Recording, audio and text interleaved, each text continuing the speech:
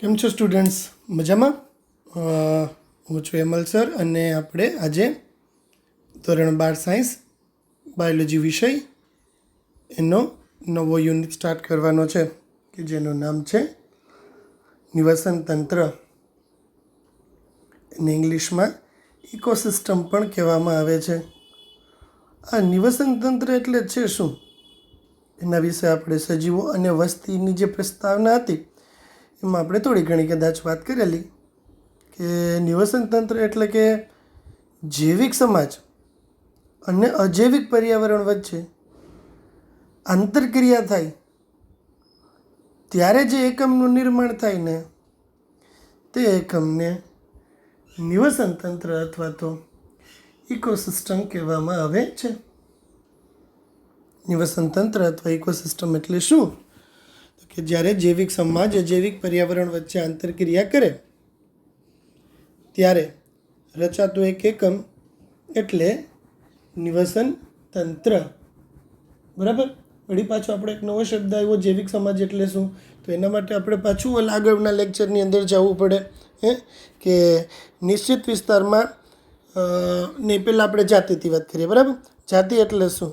સજીવોનો એક એવો સમૂહ કે જે વધુમાં વધુ લક્ષણોમાં વધુમાં વધુ સામ્યતા ધરાવે તેમજ પરસ્પર આંતરપ્રજનન દ્વારા પ્રજનનક્ષમ સંતતિ સર્જે એને જાતિ કહેવામાં આવે છે. જાતિ તો કે નિશ્ચિત વિસ્તારની અંદર એક જ જાતિના સજીવો ભેગા મળે ને તો વસ્તી બનાવે. એક નિશ્ચિત વિસ્તાર છે એની અંદર અલગ અલગ વસ્તીઓ ભેગી થઈને તો જૈવ સમુદાય બનાવે. આ જૈવ સમુદાય જ્યારે અજૈવિક પરિબળો સાથે આંતરક્રિયા કરે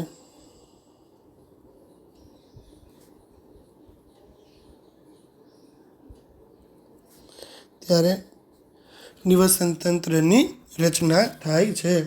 નિવસન તંત્ર ક્યારે રચાય? તો કે જ્યારે કોઈ પણ જૈવિક સમાજ તેની આજુબાજુમાં જોવા મળતા અજૈવિક પરિબળો સાથે આંતરક્રિયા કરે ત્યારે જે નવા યુનિટ અથવા નવા એકમની રચના થાય છે ને આ નવો એકમ એટલે નિવસન તંત્ર કે જેને આપણે ઇંગ્લિશમાં ઇકોસિસ્ટમ તરીકે ઓળખીએ છીએ. બરાબર? જૈવિક સમાજનું જ્યારે અજૈવિક પરિબળો દ્વારા નિયંત્રણ કરવામાં આવે છે ત્યારે નિવસન તંત્રની રચના થાય છે. જેમ આપણો દેહ છે, આપણા સજીવ દેહની જાળવણી જેમ જુદા જુદા તંત્રો દ્વારા થાય, પાચન તંત્ર અને શ્વસન તંત્ર અને ઉત્સર્જન તંત્ર અને આ બધા તંત્રો જેમ આપણા દેહની જાળવણી કરે ને એ જ પ્રકારે નિવસન તંત્ર છે એ પર્યાવરણની જાળવણી કરે છે. કુદરત છે, પર્યાવરણ છે, જીવાવરણ છે, એની જાળવણીનું જે બેઝિક યુનિટ છે એ નિવસન તંત્ર જ છે. બરાબર? નિવસન તંત્ર એ જીવાવરણનું એક બેઝિક અથવા તો પાયાનો યુનિટ છે. જેમાં આપણા કાર્યકારી એકમ આપણે કેમ કહીએ કે કોષ આપણા શરીરનો કાર્યકારી એકમ છે ને એ જ પ્રકારે આપણા કુદરતનો કાર્યકારી એકમ કહે ને તો એ થશે નિવસન તંત્ર. નિવસન તંત્ર કે જે આપણા પર્યાવરણનો આપણા જીવાવરણનો કાર્યકારી અથવા તો પાયાનો એકમ છે. તો પહેલાં નિવસન તંત્રના બેઝિક્સ આપણે જોયા કે એક્ઝેક્ટલી નિવસન તંત્ર છે શું. બરાબર? જ્યારે ભૌતિક પર્યાવરણ અજૈવિક પરિબળો સાથે આંતરક્રિયા કરે ત્યારે નિવસન તંત્રની રચના થાય છે. જૈવિક સમાજ અને અજૈવિક પરિબળો વચ્ચેની આંતરક્રિયાના કારણે રચાતા એકમને નિવસન તંત્ર તરીકે ઓળખવામાં આવે છે. બરાબર? નિવસન તંત્ર છે ને એના આકાર અને એક નાના તળાવથી શરૂ કરી અને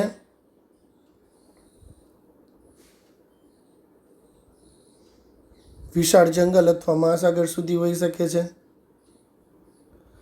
બરાબર? ઘણા બધા પરિસ્થિતિવિદો જીવાવરણને એક વૈશ્વિક નિવસન તંત્ર તરીકે જોવા મળે છે. અને આ એક આખું નિવસન તંત્ર છે ને મોટું, એની અંદર ઘણા બધા સ્થાનિક નિવસન તંત્રનો સમાવેશ થાય છે. કોઈ એક ચોક્કસ એરિયા તમે લઈ લો તો એક ચોક્કસ એરિયાની અંદર ચોક્કસ સ્પેસિફિક ટાઈપનું એટમોસ્ફિયરિક કન્ડિશન હશે ને તો ચોક્કસ એરિયામાં જે ચોક્કસ અથવા સ્પેસિફિક ટાઈપનું એટમોસ્ફેરિક કન્ડિશન જોવા મળે છે એના લીધે તે એરિયામાં એક ચોક્કસ પ્રકારના નિવસન તંત્ર, સૂક્ષ્મ નિવસન તંત્રની રચના થાય છે, સ્થાનિક નિવસન તંત્રની રચના થાય છે. સૌરાષ્ટ્રની આબોહવા આપણે એમ કહીએ તો સૌરાષ્ટ્રની આબોહવા કંઈક અલગ હોઈ શકે છે, રાઈટ. પણ સૌરાષ્ટ્રની અંદર એ તમે જુઓ પાછું તો રાજકોટની આબોહવા કંઈક અલગ ટાઈપની હોય, જામનગરની આબોહવા કંઈક અલગ ટાઈપની હોય, દ્વારકાની આબોહવા કંઈક અલગ ટાઈપની હોય. એટલે કે બધા જ સ્થાનિક નિવસન તંત્રો ભેગા મળે ત્યારે જીવાવરણની રચના થાય છે, જેથી આ તંત્ર ખૂબ જ વિશાળ બની જાય છે. આ એક આખું નિવસન તંત્રની રચના ખૂબ જ વિશાળ બની જાય છે ને, એટલે એનો અભ્યાસ કરવા માટે એને બે સ્પેસિફિક કક્ષાઓમાં તમે ડિવાઈડ કરો છો, સ્થલજ અને જલજ. પણ એકચ્યુઅલમાં તમે આમ જુઓ ને એને તો નિવસન તંત્રનું જો તમારે વિભાજન કરવું છે ને તો નિવસન તંત્રને તમે બે મુખ્ય એ ભાગમાં વિભાજન કરશો કે કુદરત નિવસન તંત્ર અને માનવ સર્જિત નિવસન તંત્ર. આ બે આપણે નિવસન તંત્રના ભાગ લઈ શકીએ છીએ. કયા બે ભાગ લઈ શકીએ છીએ? એક તો કુદરત નિવસન તંત્ર અને બીજું થશે માનવ સર્જિત નિવસન તંત્ર. આ બંને પણ નિવસન તંત્રના જ ભાગ છે. કુદરતી નિવસન તંત્ર એટલે શું અને માનવ પ્રેરિત નિવસન તંત્ર એટલે શું? તો કે આપમેળે સંચાલિત હોય ને એને કુદરતી નિવસન તંત્ર કહેવામાં આવે છે. એમાં કંઈ આપણે એડિશનલી આપણે કંઈ કાર્ય નથી કરતા, પોતાની જાતે સ્વયં નિયંત્રિત રીતે નિવસન તંત્ર કાર્ય કરે તો એને આપણે કેવું નિવસન તંત્ર કહેશું? કુદરતી નિવસન તંત્ર કહેશું. પરંતુ માનવ પ્રેરિત નિવસન તંત્ર એટલે કે આપણી જે વાડી હોય ને એને માનવ પ્રેરિત નિવસન તંત્ર કહેવાય. આપણે મરઘા ઘર રાખ્યું હોય તો એ માનવ પ્રેરિત નિવસન તંત્ર. આપણે એક્વેરિયમ ઘરની અંદર રાખ્યું હોય તો એને પણ માનવ પ્રેરિત નિવસન તંત્ર કહેવામાં આવે છે. તો નિવસન તંત્રના કેટલા પ્રકાર પડ્યા? નિવસન તંત્રના મુખ્ય બે પ્રકાર પડ્યા. કયા બે પ્રકાર પડ્યા? એક થશે કુદરતી નિવસન તંત્ર અને બીજું થશે કૃત્રિમ નિવસન તંત્ર. કુદરતી નિવસન તંત્રમાં કોનો સમાવેશ થશે? કુદરતી નિવસન તંત્રના આમ જુઓ તમે તો આગળ જતા બે પ્રકાર પડશે. કયા બે પ્રકાર પડશે? તો કે જલજ અને સ્થલજ. કેટલા પ્રકાર પડ્યા એના? બે, જલજ અને સ્થલજ. એટલે કે ભૂમિય નિવાસ સ્થાનમાં જોવા મળે તો એને સ્થલજ નિવસન તંત્ર કહેવાય. જલજ નિવાસન જલીય નિવાસ સ્થાનમાં જોવા મળે તો એને જલજ નિવસન તંત્ર કહેવામાં આવે. તો નિવસન તંત્રના બે પ્રકાર. કયા બે પ્રકાર? જલજ નિવસન તંત્ર તેમજ સ્થલજ નિવસન તંત્ર. બે પ્રકારના નિવસન તંત્ર જોવા મળે છે. હવે જો આપણે જલજ નિવસન તંત્રની વાત કરીએ ને તો એમાં કોનો સમાવેશ થશે? પેલા સ્થલજની વાત કરી દઈએ, ટૂંકું છે એટલે. સ્થલજ નિવસન તંત્ર કહે તો વન પ્રદેશ, તૃણ પ્રદેશ અને રણ પ્રદેશ. વન પ્રદેશ, તૃણ પ્રદેશ અને રણ પ્રદેશ કેના ઉદાહરણ થશે? સ્થલજ નિવસન તંત્રના ઉદાહરણ થશે. કયા સ્થલજ નિવસન તંત્રના ઉદાહરણ થશે? વન પ્રદેશ હોઈ શકે છે, તૃણ પ્રદેશ હોઈ શકે છે અને રણ પ્રદેશ હોઈ શકે છે. આ ત્રણે સ્થલજ નિવસન તંત્રના ઉદાહરણ છે. ત્રણની વ્યાખ્યા આપણે આગળના લેક્ચરની અંદર કહેવાય જ ગઈ છે. બરાબર?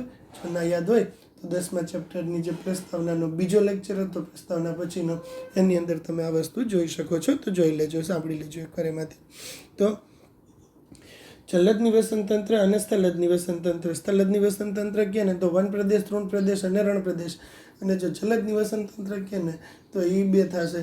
એક તો મીઠા પાણીનું નિવસન તંત્ર થાય અને ખારા પાણીનું નિવસન તંત્ર થાય. જલજ નિવસન તંત્ર કયા બે પ્રકારના? મીઠા પાણીનું નિવસન તંત્ર અને દરિયાઈ ખારા પાણીનું નિવસન તંત્ર. જેમાંથી ખારા પાણીના નિવસન તંત્રમાં દરિયાઈ નિવસન તંત્રનો સમાવેશ થાય છે. ખારા પાણીનું નિવસન તંત્ર એટલે કયું? તો કે દરિયાઈ નિવસન તંત્ર એ ખારા પાણીનું નિવસન તંત્ર છે. અને છે ને આમ તમે જુઓ ને તો જીવાવરણનું સૌથી મોટામાં મોટું નિવસન તંત્ર કોઈ તમને પૂછે કે ભાઈ જીવાવરણનું સૌથી મોટામાં મોટું નિવસન તંત્ર કયું? આપણે જવાબ દઈશું જીવાવરણનું સૌથી મોટામાં મોટું નિવસન તંત્ર એટલે કે દરિયાઈ નિવસન તંત્ર. બરાબર? દરિયાઈ નિવસન તંત્ર છે એ પૃથ્વીનું જીવાવરણનું સૌથી મોટામાં મોટું નિવસન તંત્ર છે. સ્થલજ નિવસન તંત્રમાં વન પ્રદેશ, તૃણ પ્રદેશ અને રણ પ્રદેશ. જલજ નિવસન તંત્રમાં મીઠા પાણીનું અને દરિયાનું નિવસન તંત્ર, ખારા પાણીનું એટલે કે દરિયાનું નિવસન તંત્ર એ જીવાવરણનું સૌથી મોટામાં મોટું નિવસન તંત્ર થઈ જાય છે. બરાબર? પછી આપણે વાત કરીએ તો મીઠા પાણીનું નિવસન તંત્ર એ બે પ્રકારના હોઈ શકે છે. એક તો સ્થિર પાણી અને વહેતું પાણી. કેવું થશે? સ્થિર પાણી અને વહેતું પાણી. સ્થિર પાણી છે ને એની અંદર નદીઓ આવશે, વહોડ આવશે, ઓકડા આવશે. આ બધા સ્થિર પાણીનું વહેતા પાણીનું નિવસન તંત્ર આવશે. અને સ્થિર પાણીનું નિવસન તંત્ર કહીએ તો એમાં કેનો સમાવેશ થશે? તો કે તળાવ છે અને સરોવર છે. આ બે સ્થિર પાણીના નિવસન તંત્ર બને છે. નદીઓ છે, વહોડા છે, ઓકડા છે, આ બધા વહેતા પાણીના નિવસન તંત્ર બને છે. ઘઉં કે ચોખાનું ખેતર, માછલીઘર, આ બધા માનવ સર્જિત નિવસન તંત્રના ઉદાહરણ થાય છે. હજી આપણે અહીંયા બીજા ઉદાહરણ પણ નિવસન તંત્રના કેટલાક આપ્યા છે, જેવા કે જંગલ પ્રદેશ, તૃણભૂમિ, રણ પ્રદેશ, સ્થળજ નિવસન તંત્રના ઉદાહરણ ત્યાં. જલદ નિવસન તંત્રના ઉદાહરણ તળાવ, સરોવર, જલપ્લાવિત ભૂમિ એને વેટલેન્ડ કહેવામાં આવે છે. હે ને? ભીની જમીનના પ્રદેશો, કદાચ અગાઉ મેં તમને કીધું કેટલાક એવા વિસ્તારો કે જેની સપાટી પૃથ્વીના અન્ય વિસ્તારો કરતાં સહેજ નીચી છે, એટલા માટે ત્યાં આગળ કાયમીના ધોરણે ચીચરું પાણી ભરાયેલું પડ્યું રહે છે. અને આવા વિસ્તારો હોય ને એને વેટલેન્ડ્સ અથવા તો જલપ્લવિત ભૂમિઓ કહેવામાં આવે છે. વેટલેન્ડ્સ બે પ્રકારના હોઈ શકે છે. એક તો મીઠા જળનું વેટલેન્ડ્સ હોઈ શકે છે અને દરિયાઈ પાણીનું વેટલેન્ડ હોઈ શકે છે. બે પ્રકારના વેટલેન્ડ્સ જોવા મળે છે. સુંદરવન નામ સાંભળ્યું ને? યાદ રાખજો, સુંદરવન છે એ એરિયાની દ્રષ્ટિએ ભારતનું સૌથી મોટામાં મોટું શું કહે આપણે રાષ્ટ્રીય ઉદ્યાન છે. બરાબર? જીમ કોર્બેટ નેશનલ પાર્ક છે ને એ પહેલો બનાવવામાં આવેલો નેશનલ પાર્ક હતો. ઓકે, તો એ સુંદરવન છે ને એકચ્યુઅલમાં એ બીજું કંઈ નથી. સુંદરવન એક ટાઈપનું વેટલેન્ડ જ છે. શું છે સુંદરવન? વેટલેન્ડ એટલે કે જલપ્લવિત ભૂમિ છે, પણ ત્યાં દરિયાનું પાણી જોવા મળે છે તમને. નદીઓ, વેલાનદમુખી વિસ્તારો. વેલાનદમુખી વિસ્તાર એટલે આપણે શું એ જોયું, એક એવો વિસ્તાર કે જ્યાં આગળ નદી દરિયાને મળે એને વેલાનદમુખ વિસ્તાર કહેવાય. કોને કહેશું વેલાનદમુખ વિસ્તાર? એક એવો વિસ્તાર કે જ્યાં આગળ નદીઓ દરિયાને મળે એને કહેવાય વેલાનદમુખ વિસ્તાર. બરાબર? એનું ક્ષાર સંકેન્દ્રણ છે ને એ નદીઓ કરતાં પ્રમાણમાં વધારે છે અને દરિયા કરતાં પ્રમાણમાં ઓછું છે. વેલાનદમુખ વસવાટ એવો વસવાટ કે જ્યાં આગળ નદીઓ દરિયાને મળે છે. આ વસવાટને આપણે વેલાનદમુખ વસવાટ તરીકે ઓળખીએ છીએ. બરાબર? કૃષિ ક્ષેત્ર અને માછલીઘરને માનવ સર્જિત નિવસન તંત્ર કહેવામાં આવે છે.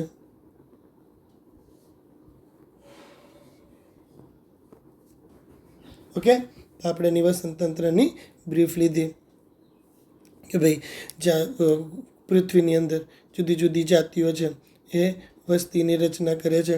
વસ્તી છે એ જૈવ સમાજની રચના કરે છે. જ્યારે આ જૈવ સમાજ જૈવિક પરિબળો દ્વારા નિયંત્રિત થાય ત્યારે નિવસન તંત્રની રચના થાય છે.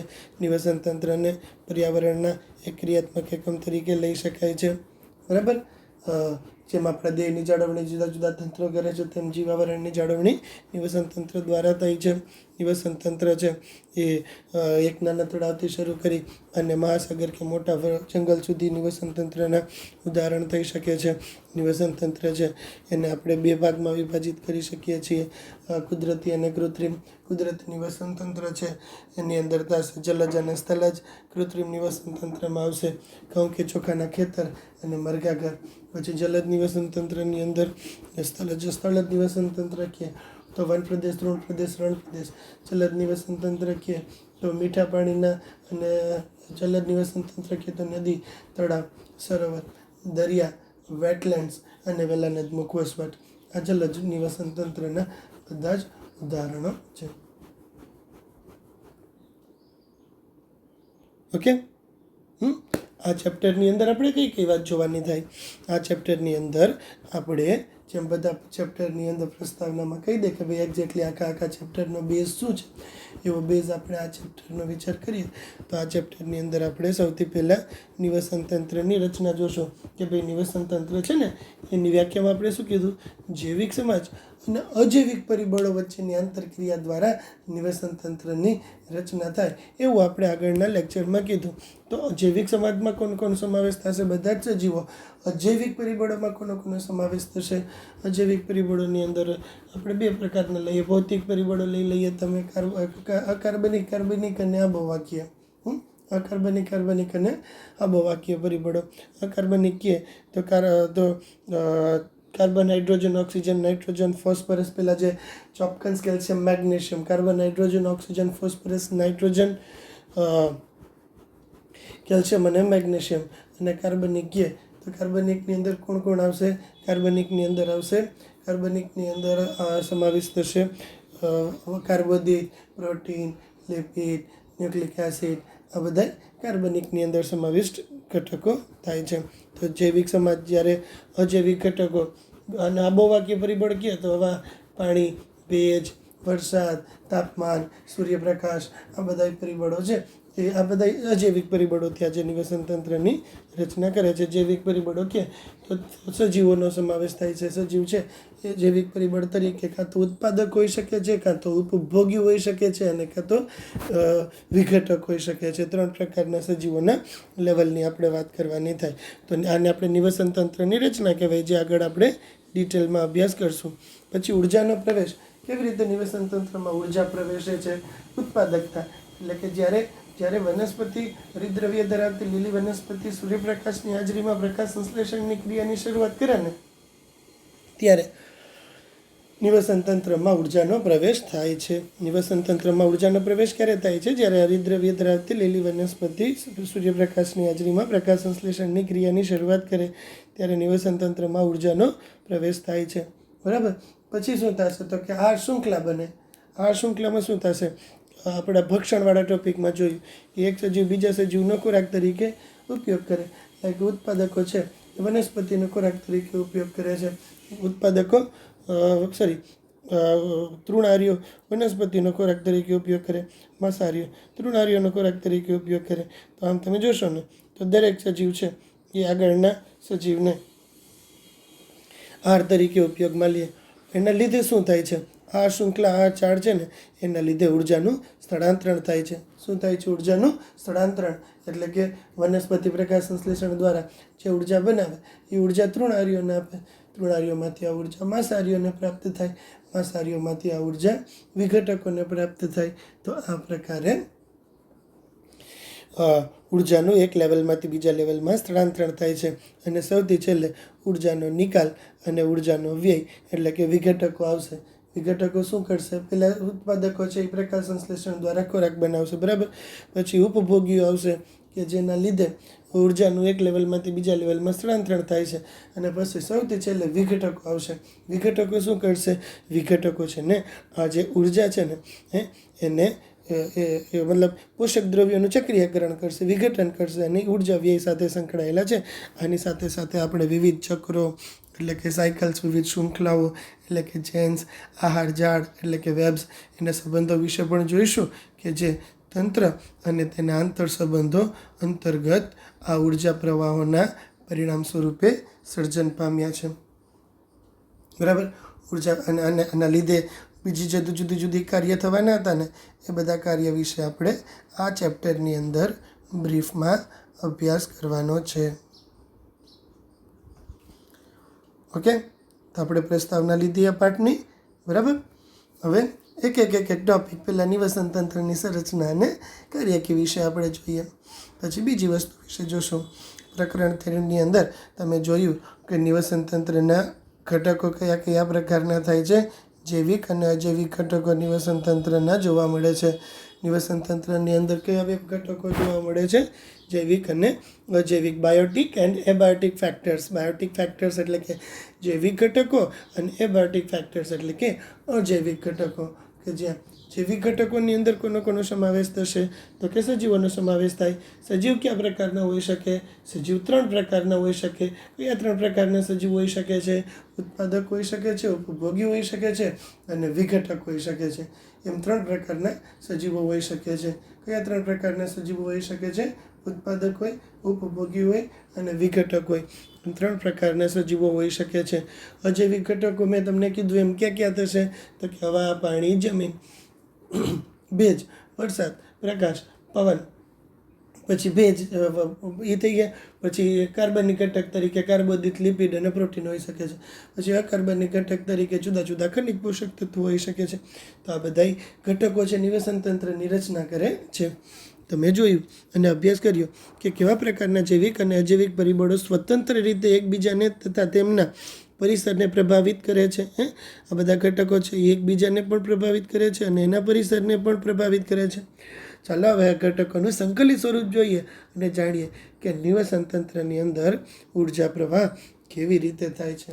હાવ એનર્જી ફ્લોઝ ઇન ઇકોસિસ્ટમ. નિવસન તંત્રમાં ઉર્જા કેવી રીતે વહન થાય છે તે વિશે આપણે હવે જોવાનું છે. બરાબર. અહીં આપણે જૈવિક અને અજૈવિક ઘટકોની આંતરક્રિયાના પરિણામ સ્વરૂપ જે એક ભૌતિક રચનાનો વિકાસ થાય ને તેને નિવસન તંત્ર કહેવામાં આવે છે.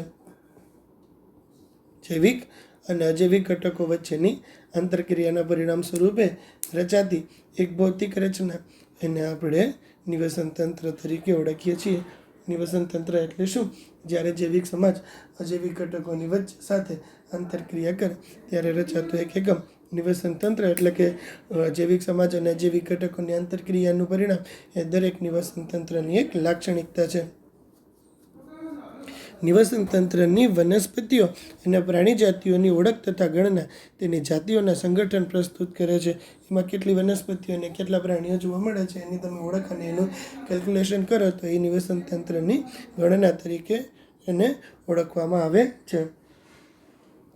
બરાબર. અહીંયા આપણે વિવિધ સ્તરે રહેલા વિભિન્ન જાતિઓના નિવસન તંત્રમાં જોવા મળતા વિવિધ સ્તરે રહેલા વિભિન્ન જાતિઓના ઉર્ધ્વસ્થ વિતરણને સ્તરીકરણ અથવા તો સ્ટ્રેટિફિકેશન કહેવામાં આવે છે. નિવસન તંત્રમાં વિવિધ સ્તરે વિભિન્ન જાતિઓનું જે ઉર્ધ્વસ્થ વિતરણ જોવા મળે છે, નિવસન તંત્રના વિવિધ સ્તરે વિભિન્ન જાતિઓનું ઉર્ધ્વસ્થ વિતરણ જોવા મળે છે તેને આપણે સ્તરીકરણ અથવા તો સ્ટ્રેટિફિકેશન કહેવામાં આવે છે. વૃક્ષો એ જંગલનો સર્વોચ્ચ સ્તર આવશે. જેમ કે આપણે કોઈ એક જંગલની વાત કરીએ ને તો સૌથી ઉપરનું લેવલ કોણ બનાવશે?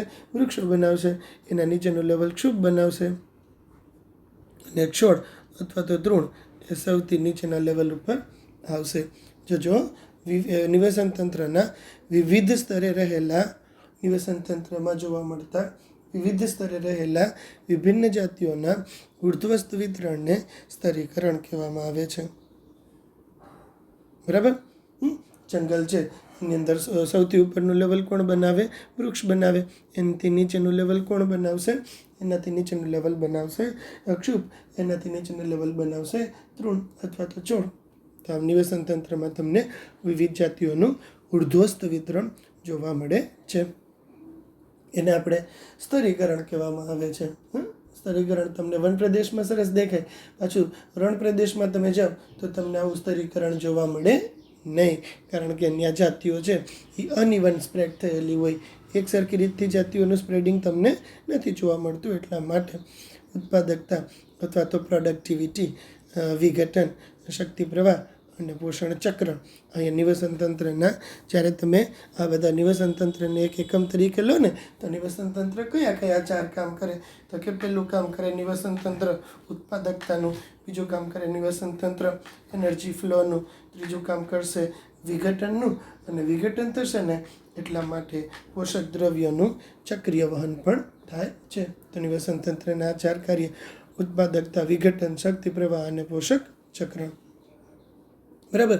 ઉત્પાદકતા એટલે શું? તો કે એક નિશ્ચિત વિસ્તારમાં એક ચોક્કસ સમયગાળા દરમિયાન જે કાર્બનિક પદાર્થો અથવા તો જે જૈવભારનું નિર્માણ થશે ને એને ઉત્પાદકતા અથવા તો પ્રોડક્ટિવિટી કહેવામાં આવે છે. તો એક નિશ્ચિત વિસ્તાર અને ચોક્કસ સમયગાળા દરમિયાન ઉત્પન્ન થતો કાર્બનિક પદાર્થોનો જથ્થો અથવા તો જૈવભાર એને ઉત્પાદકતા અથવા તો પ્રોડક્ટિવિટી કહેવામાં આવે છે.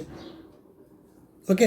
કોઈક નિશ્ચિત વિસ્તાર અને ચોક્કસ સમયગાળા દરમિયાન જે કાર્બનિક પદાર્થોનો જથ્થો ઉત્પન્ન થાય ને એને આપણે ઉત્પાદકતા અથવા તો પ્રોડક્ટિવિટી કહીએ છીએ. વિઘટન કે જેને આપણે ડિકમ્પોઝિશન તરીકે ઓળખીએ છીએ. તો વિઘટન એટલે શું? તો કે મૃત સ્વરૂપના મૃત સજીવો હોય છે ને એના શરીરમાં રહેલા મૃત સજીવોના શરીરમાં રહેલા જટિલ સ્વરૂપના કાર્બનિક પદાર્થોને તોડવાના.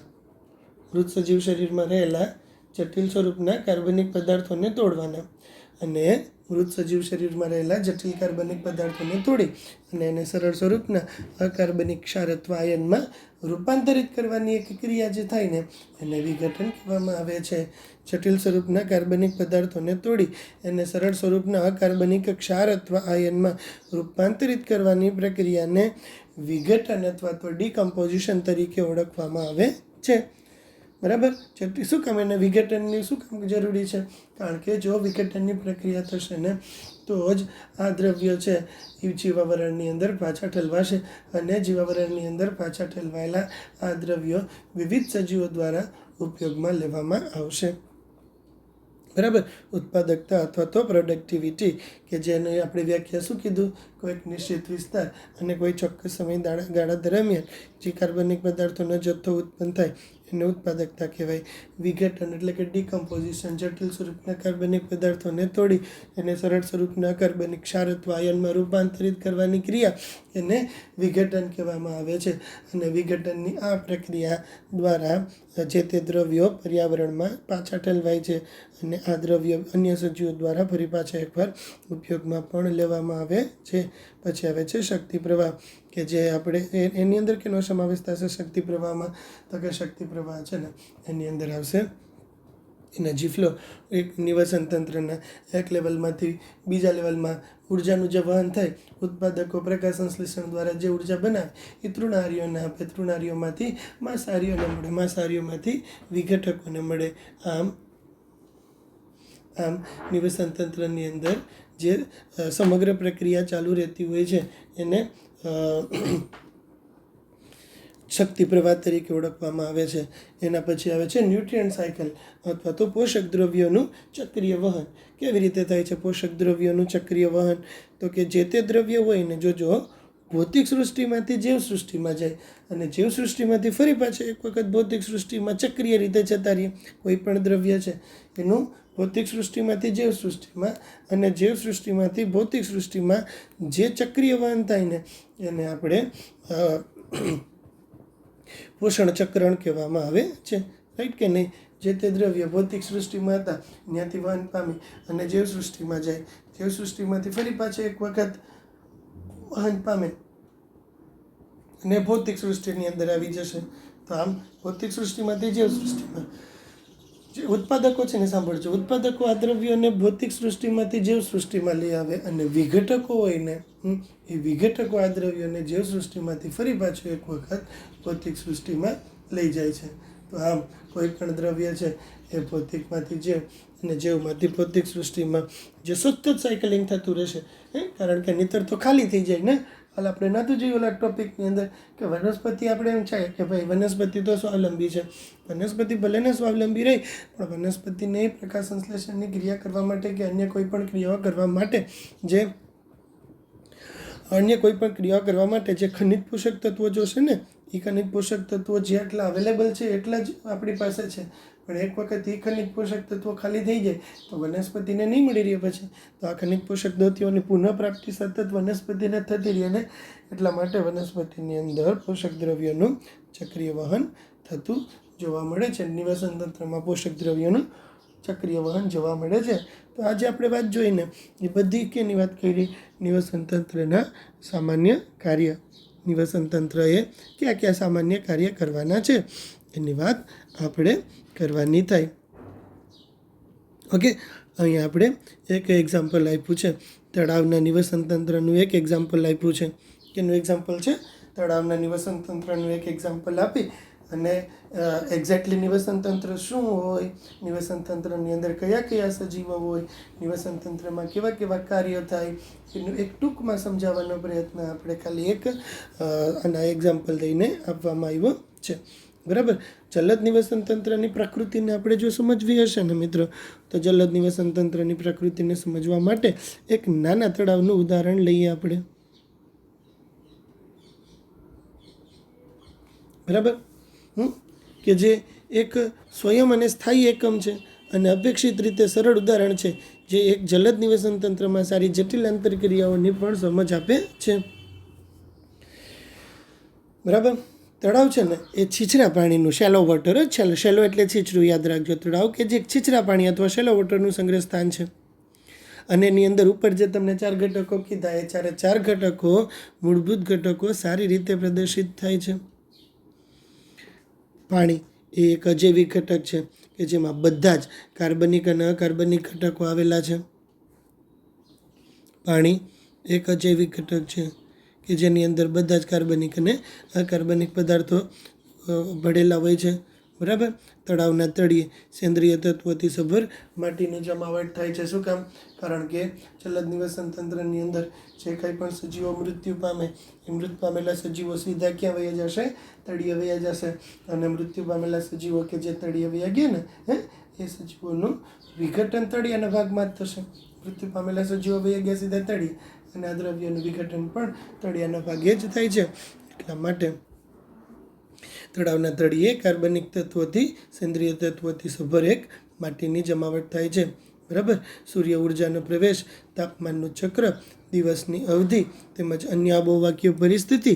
જોજો, સૂર્ય ઉર્જાનો પ્રવેશ, તાપમાનનું ચક્ર, દિવસની અવધિ અને અન્ય આબોહવાકીય પરિસ્થિતિ સમગ્ર તળાવની કાર્યકીના દરનું નિયમન કરે છે.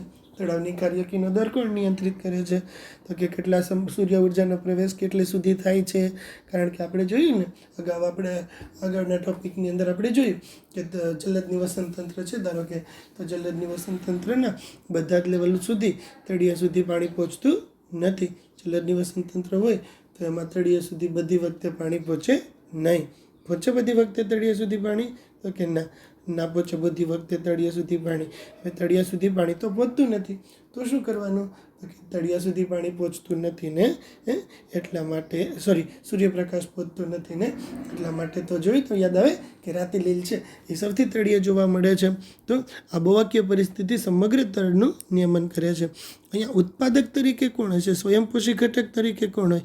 આ ઉપરની જે વાત હતી ને એ બધી અકાર્બનિક ઘટકોની વાત હતી, મતલબ અજૈવિક ઘટકોની વાત હતી. હવે આપણે જૈવિક ઘટકો ઉપર જઈએ તો કે નિવસન તંત્રના સ્વયંપોષી ઘટકો કોણ છે? વનસ્પતિ પ્લવકો, કેટલીક લીલ ડૂબેલી કે તરતી કિનારે જોવા મળતી વનસ્પતિઓ એના સ્વયંપોષી ઘટકો એટલે કે ઉત્પાદકો છે. સ્વયંપોષી ઘટકો એટલે કોણ હશે? સ્વયંપોષી ઘટક એટલે કે ઉત્પાદક હોય છે. ઉત્પાદકમાં કોનો સમાવેશ થશે? ઉત્પાદકમાં વનસ્પતિ પ્લવકો, કેટલીક લીલ તરતી કે ડૂબેલી વનસ્પતિ, તરતી કે ડૂબેલી અને કિનારે જોવા મળતી વનસ્પતિનો સમાવેશ ઉત્પાદકોમાં થાય છે. બરાબર. મુક્ત રીતે તરતા અને તળિયે વસવાટ કરતા પ્રાણી પ્લવકો ઉપભોગી છે. પ્રાણી પ્લવકો ઉપભોગી થઈ ગયા. ફૂગ, બેક્ટેરિયા અને કશાધારીઓ વિઘટક થઈ ગયા. કે જૈવિક સજીવો કેટલા ટાઈપના હોય છે? જૈવિક પરિબળો કેટલા ટાઈપના છે? તો કે જૈવિક પરિબળો 3 ટાઈપના છે. કયા 3 ટાઈપના છે? કાં તો ઉત્પાદક હોય, કાં તો ઉપભોગી હોય અને કાં તો વિઘટક હોય. એમ 3 પ્રકારના જૈવિક પરિબળો જોવા મળે છે. અજૈવિક પરિબળો તો આપણે ઉપર જોયા એમ બધા અજૈવિક હતા. બરાબર. તો એ થઈ ગયું ને કે એક તળાવનું ઉદાહરણ તમે લઈ લો તો એક તળાવ છે ને એ એક આખા સમગ્ર નિવસન તંત્રનું એક સૂક્ષ્મ નિવસન તંત્રનું એક સારું એવું ઉદાહરણ પૂરું પાડે છે. અને આ તળાવ છે ને એ નિવસન તંત્ર કે સમગ્ર જીવાવરણના બધા જ કાર્યો રજૂ કરે છે. એટલે કે સ્વયંપોષિત દ્વારા સૂર્યની વિકિરણ ઉર્જાની મદદ વડે અકાર્બનિક તત્વોનું કાર્બનિક તત્વોમાં રૂપાંતરણ કરે છે.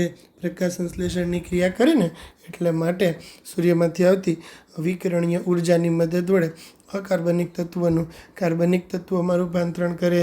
વિષમપોષીઓ દ્વારા સ્વયંપોષીઓનો ઉપભોગ કરવામાં આવે છે અને મૃત કાર્બનિક પદાર્થોનું વિઘટન કરી ખાતર નિર્માણ અને ખનિજીકરણ જેવી ક્રિયાઓ કરવામાં આવે છે. બધુંય કરે. બરાબર.